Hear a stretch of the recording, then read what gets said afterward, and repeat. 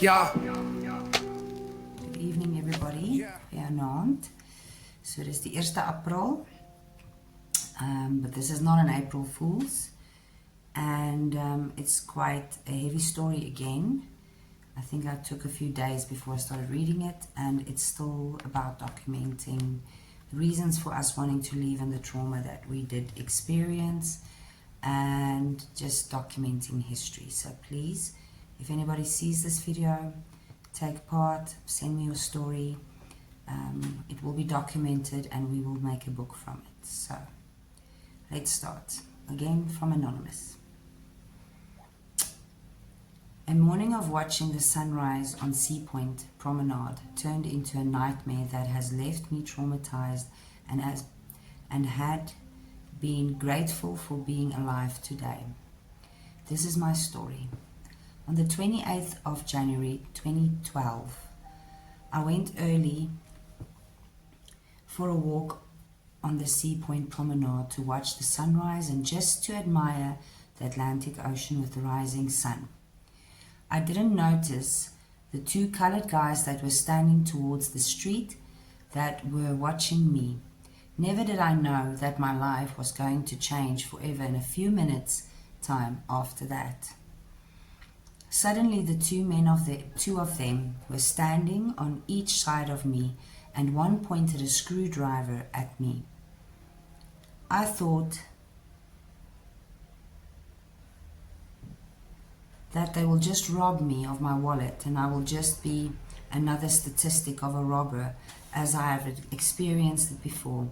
I can then just report it to the local police station and I know that they won't be found in that area. When they started speaking to me, they said that we are just going for a walk, as they want to speak to me out of public's eye. The screwdriver was moved towards my throat and we started to walk towards a small kiosk on the promenade.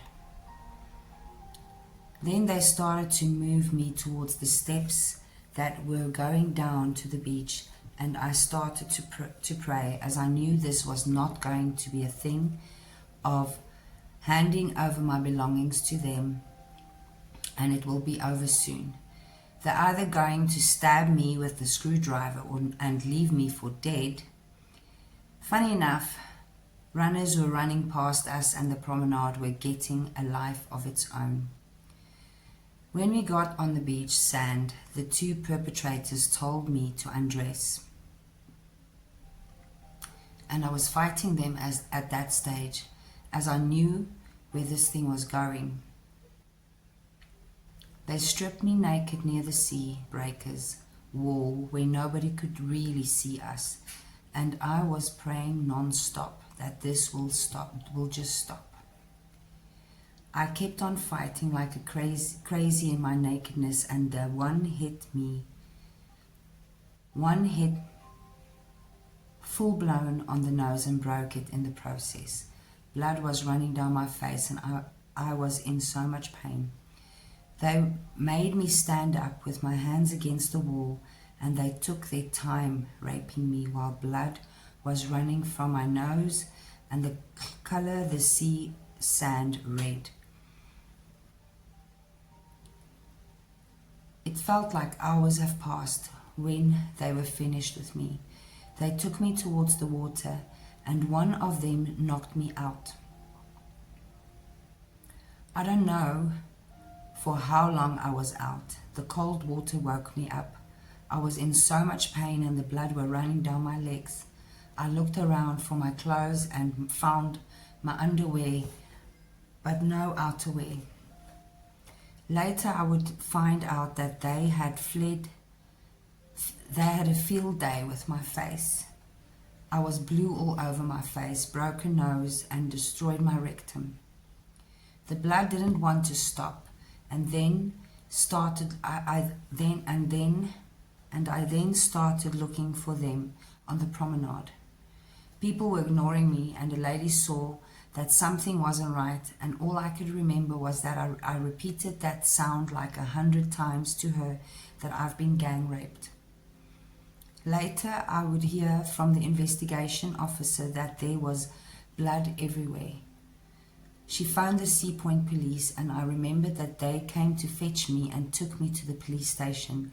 And I remembered sitting there totally traumatized, numb, and in a total fear. My whole body was aching, and I remember that this shame that came over me. I felt dirty and not worthy of living at all. I just wanted to die. After the interview with the investigating officer, I was taken to Somerset Hospital to be examined by the district. The surgeon,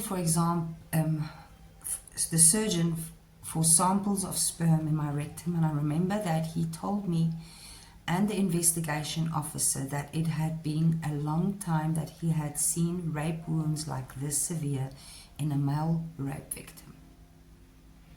Thank God they provided me with an HIV prevention medication, and I started with it immediately. It has been a long journey of 13 years of healing and forgiveness for me. I'm still bleeding on and off. I can feel when the wounds are going to bleed, and it's normally a 3-week process of healing. I have had 2 reconstructive operations to fix, and some of the damage that were done that day. I have forgiven them that done it to me, but I also had to go through forgiveness for myself to move on. Maybe I was at the wrong place at the wrong time.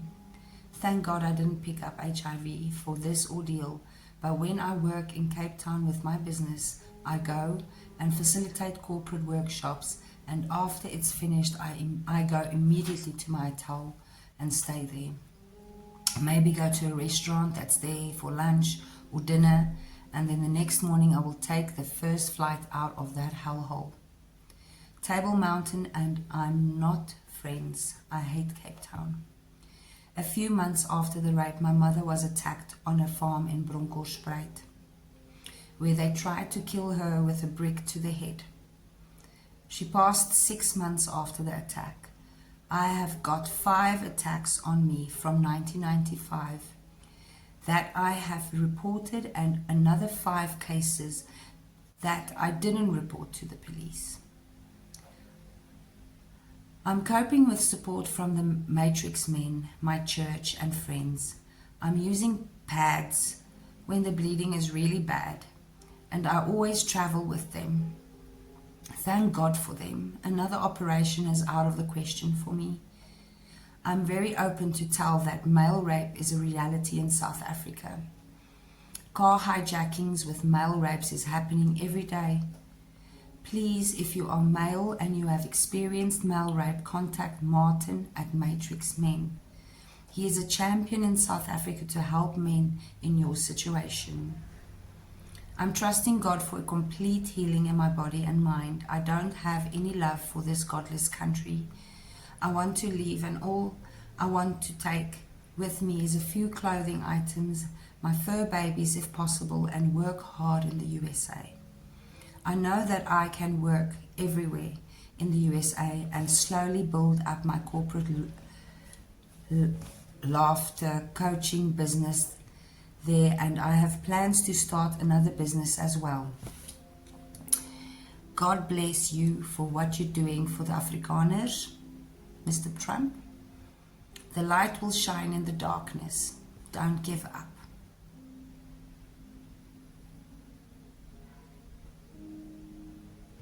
Anonymous.